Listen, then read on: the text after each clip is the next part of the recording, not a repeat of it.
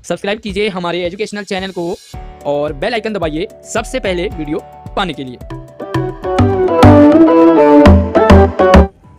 प्यारे बच्चों, आज की वर्कशीट थोड़ा लेट है क्योंकि ये सुबह सुबह ही आती है। तो जो आज की वर्कशीट है 86, इसमें हम समास की प्रैक्टिस करेंगे। तो आपने पूरी वीडियो ध्यान से देखनी है और समझनी है। तो फटाफट से आप वीडियो को लाइक कर लो और अपने दोस्तों को भी ज़रूर शेयर करेंगे। तो चलिए शुरू करते हैं आज की वर्कशीट। पहला सवाल है, नीचे दिए गए गद्यांश में कुछ शब्द समास युक्त हैं। तो ये पैसेज आपको दे रखा है, इसमें क्या है, कुछ ऐसे शब्द यूज हुए हैं जो समास वाले हैं। ठीक है, तो आपने क्या करना है, इन शब्दों को ढूंढना है और उनका विग्रह करना है और उनका नाम भी बताना है। तो चलिए हम यहाँ पे थोड़ा सा इस पैसेज को देखते हैं। और ये जो पैसेज है ये आपके पास दो बैलों की कथा से लिया गया है। और इस पैसेज को आप थोड़ा सा पढ़ लीजिए वीडियो को रोक करके, ताकि आप इस पैसेज में से छांट सको कि कौन से समास वाले शब्द हैं। उसके बाद मैं आपको करवाऊंगा कि इनमें कौन कौन से समास के शब्द हैं। तो एक बार आप इस पैसेज को वीडियो को रोक करके इसे पूरा पढ़ लीजिए और उसके बाद इसको वीडियो को आगे प्ले करते हैं। तो अब आपने क्या करना है, अपनी वर्कशीट में यानी कि अपनी जो कॉपी है उस कॉपी में 3 कॉलम बनाने हैं। पहले में लिखोगे आप समास युक्त शब्द, दूसरे में लिखोगे समास विग्रह और तीसरे में लिखोगे समास का भेद यानी कि कौन सा नाम है। तो चलिए यहाँ पर आप कॉपी के इस तरह से 3 पार्ट कर लेंगे और पहले वाले पार्ट में, दूसरे वाले और तीसरे वाले में क्या लिखना है। तो चलिए मैं आपको ये दिखा देता हूँ। तो कुछ इस तरह से बना लें आप। पहले में आप सामासिक शब्द लिख दीजिए, समास वाले शब्द, दूसरे कॉलम में समास विग्रह और तीसरे में समास का नाम। ठीक है, तो यहाँ पर आप देख सकते हैं जो भी रेड वाले हैं वो आपके सामासिक शब्द, जैसे बुद्धिहीन, लाभ हानि, ऋषि मुनियों।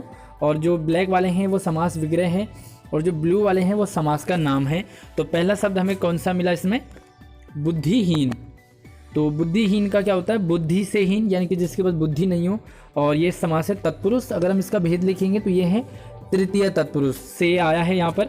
उसके बाद देखो लाभ हानि, ये लाभ और हानि लिखेंगे विग्रह में और द्वंद्व समास लिखेंगे इसका समास का नाम। इसी तरह से ऋषि मुनियों में भी ऋषियों और मुनियों, और द्वंद्व समास है इसमें भी। सुख दुख में भी सुख और दुख विग्रह होगा और इसमें भी द्वंद्व समास होगा। इसी तरह से लड़ाई झगड़ा, ये भी लड़ाई और झगड़ा इसका विग्रह है और द्वंद्व इसका समास है, द्वंद्व समास लिखेंगे। आगे देखो भारतवासियों, तो भारतवासियों में भारत के वासियों और इसमें तत्पुरुष समास है ये भी, क्योंकि के आया है और का के की। ठीक है, उसके बाद देखो कुछ समय, तो कुछ समय में देखो कुत्सित समय आएगा और समास का नाम होगा अव्ययी भाव। इसी तरह से अनादर, तो अनादर में विग्रह होगा न आदर और ये होगा हमारा नए तत्पुरुष। उसके बाद देखो बेहिसाब, हिसाब के बिना, और यहाँ पर भी आएगा अव्ययी भाव क्योंकि यहाँ पर उपसर्ग पहले रखा हुआ है। उसी तरह से देखो असंतोष है तो इसमें न संतोष लिखोगे और ये भी हमारा जो है नए तत्पुरुष समास होगा। इसके अलावा और भी आपको इसमें मिले होंगे जो भी सामासिक शब्द हैं, मुझे कमेंट करके बताना। और दूसरा सवाल देखते हैं, दूसरे सवाल में क्या करना है। तो चलिए दूसरा सवाल है, उसमें क्या करना है, उन समास के नाम लिखने हैं जिनके उदाहरण ऊपर गद्यांश में नहीं मिले। यानी कि आपने गद्यांश पढ़ा और आपको कुछ समास के एग्जाम्पल तो मिले लेकिन कुछ के नहीं मिले। जिनके नहीं मिले और जिनके मिल गए हैं तो उनका नाम लिखना है। तो चलिए कैसे लिखेंगे। तो ये देखो इसमें अव्ययी भाव के एग्जाम्पल हैं, द्वंद्व समास के एग्जाम्पल हैं और तत्पुरुष समास के एग्जाम्पल हैं। अब कौन कौन से नहीं हैं, तो देखो ये लिखोगे आप।